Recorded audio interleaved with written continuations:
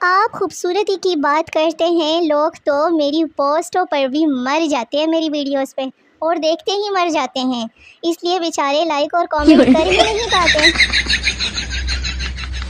میری ویڈیوز کو اگنور کرنے والی لڑکیوں اور لڑکوں، اللہ تمہیں خراٹے مارنے والے اور نیند میں چل کر محلے کے گھروں میں گھسنے والے ہم سفر عطا کریں، آمین۔ تجھ سے بچھڑ کر رہ نہ پاؤں گا، اس لیے تیری سہیلی کو پٹاؤں گا۔ دن میں سورج، رات میں تارے ہوتے ہیں، زیادہ پوسٹ کرنے والے اکثر کوارے ہی ہوتے ہیں۔ اصلی جنگ تو تب شروع ہوتی ہے جب مہمان جاتے ہوئے 1000 روپے دے کے کہتے ہیں کہ سب بہن بھائی آپس میں بانٹ لینا۔ جو لوگ پوچھ رہے ہیں کہ تم کہاں تھی اتنے دنوں سے، تو ان کو میں بتاتی چلوں کہ میں چاند پر گئی ہوئی تھی، وہاں کسی نے نیٹ ورک کا کمبا ہی نہیں لگایا تھا، پھر میں واپس آ گئی۔ کہا تھا نہ جانے من، اگر تم بدلے تو کچھ نہیں، اور اگر ہم بدلے تو پھر بھی کچھ نہیں۔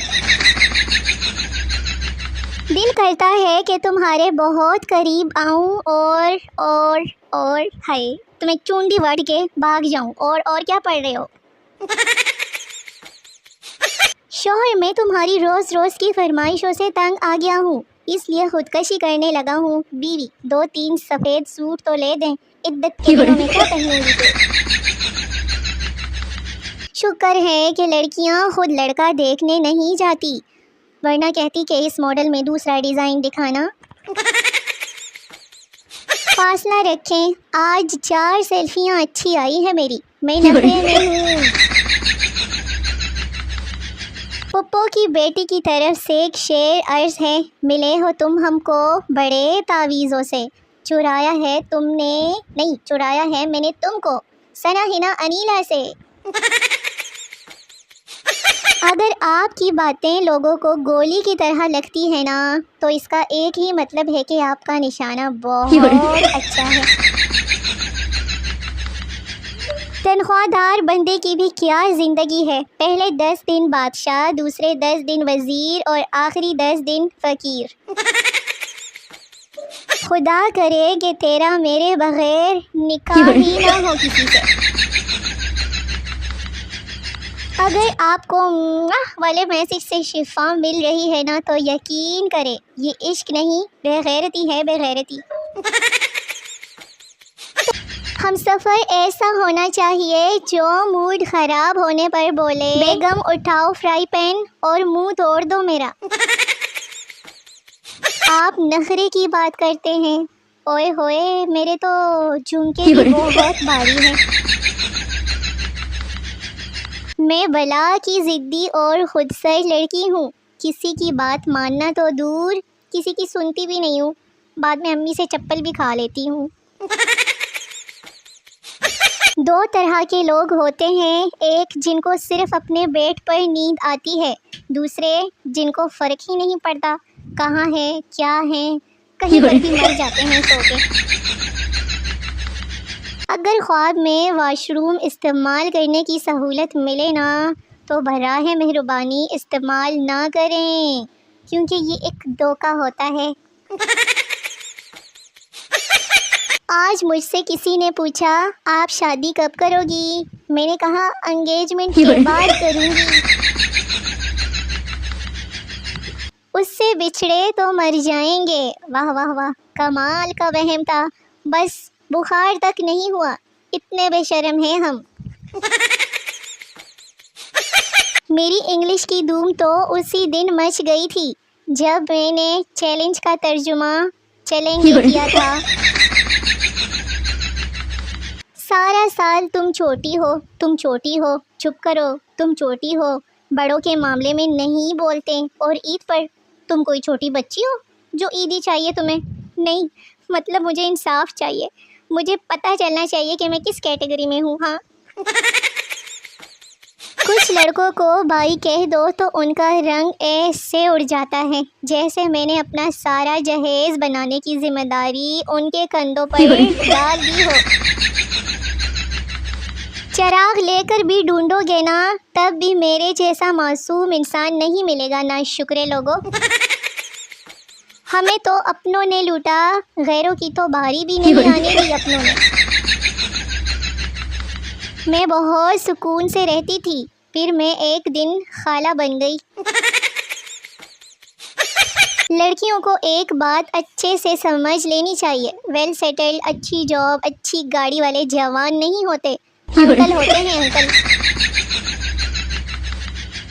ویسے آپس کی بات ہے، پریزاد بھائی کی ایکٹنگ تو صحیح تھی، باقی تھا بہت ٹرکی، ہر لڑکی کو دل دیتا تھا۔